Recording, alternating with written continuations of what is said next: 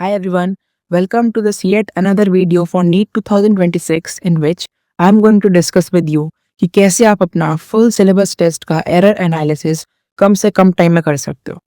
So what you have to do, पहली चीज़ आपके दिमाग में जो आती है वो ये है कि आपको एक अलग से नोटबुक बनानी चाहिए या फिर एक अलग से शीट लेनी चाहिए या फिर आपको टेस्ट के पेपर के अंदर ही कर देना चाहिए।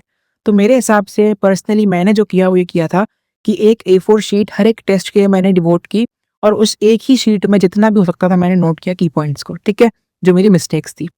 तो आई वुड सजेस्ट कि नोटबुक इसीलिए अवॉइड करो क्योंकि नोटबुक क्या होता है, आपको बर्डन फील होगा क्योंकि आप नोटबुक मतलब ज़्यादा लिख दोगे उसके अंदर, ठीक है, फिर अलग से रिवाइज करने का मन नहीं करेगा। जबकि अगर आप पेपर पे करोगे ना, सिंगल सिंगल पेपर होगा एक टेस्ट का, तो आपको बोरिंग नहीं लगेगा और आपका मन भी हो जाएगा पढ़ने का उसको, ठीक है। इसीलिए मेरे हिसाब से तो पेपर पे करना बेस्ट ऑप्शन है। अब बात करते हैं अप्रोच की कि क्या अप्रोच होनी चाहिए आपकी एरर एनालिसिस को करने के लिए।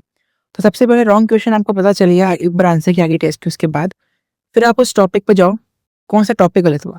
टॉपिक को देखने के बाद आप उसके क्या करो, एनसीईआरटी खोलो, ठीक है, नोट से एनसीईआरटी जो भी आप फॉलो कर रहे हो एनसीईआरटी से करना बेटर है क्योंकि अब नीट आने वाला है। तो उसके बाद उस टॉपिक को समझो पूरी तरीके से, एनसीईआरटी रीड करके या ऑनलाइन उसका कोई कंसेप्ट सर्च कर लो, ठीक है। यू कैन आस्क एनीबडी, आपके अगर कोचिंग में फैकल्टी था आप पूछ सकते हो, कैसे भी करके उसको रिजॉल्व कर लो। Best is to read NCERT हाथों हाथ, ठीक है। उसके बाद आप क्या करो, उसके सिर्फ और सिर्फ की या फैक्चुअल पॉइंट ही नोट करो, ठीक है। This is the key to fast analysis. उसके बाद यू कैन क्या कर सकते हो, आपको उन्हीं पॉइंट्स को नोट करना है जिनका आपको लगता है आप वो पॉइंट भूल जाओगे तो कुछ ही दिनों में, ठीक है। तो सिर्फ ऐसे पॉइंट्स को नोट करना है। उसके बाद एक पेपर एक टेस्ट के लिए आपको इस तरह से लेते रहना है और आपकी जो भी गलतियां आपने की उनको आप 4-5 दिन बाद रिवाइज कर सकते हो एक बार, और एक बार नीट से 2-3 दिन पहले देख सकते हो, ठीक है। अब मैं आपसे शेयर करूंगा कि मैंने कैसे किया। Example, error analysis sheet. So what I did, देखो मैंने जैसे सीक्वेंस क्वेश्चन ट्रांसलेशन का कंसेप्ट बहुत बड़ा होता है पर मैंने सिर्फ इसके की पॉइंट्स नोट किए हैं, ठीक है। फैक्चुअल जो थे और कंसेप्चुअल जो थे उन्हीं को सिर्फ नोट किया, बाकी पूरा कंसेप्ट मैंने इसका नहीं लिखा, राइट। उसके बाद व्हाट आई डिड कि मैंने जैसे ओपन सर्कुलेटरी सिस्टम में फैक्चुअल पॉइंट है उसे नोट कर लिया, ठीक है।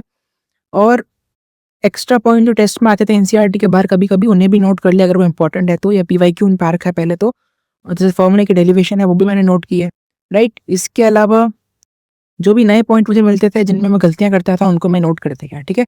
तो इस तरह से आपको सिर्फ और सिर्फ की पॉइंट, फैक्चुअल पॉइंट, जो कि कुछ नया पॉइंट, कुछ नया चीज आपने समझी या बार बार उस चीज को भूल रहे हो, सिर्फ उतने ही पॉइंट नोटिस करने हैं, ठीक है।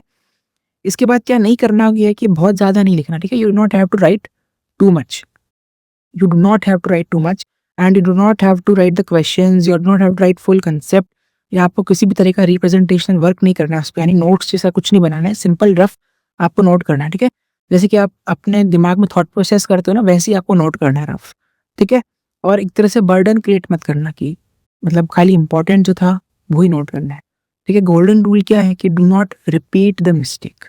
इस पूरे एनालिसिस का सिर्फ एक ही पर्पज है, that do not repeat the same mistake, ठीक है। Make new mistakes, make as many mistakes as you can before your main exam, accept the mistake, work on them and do not repeat them. That's what you have to do. So if you have watched the video till the end, do like this video, subscribe to the channel and thanks for watching.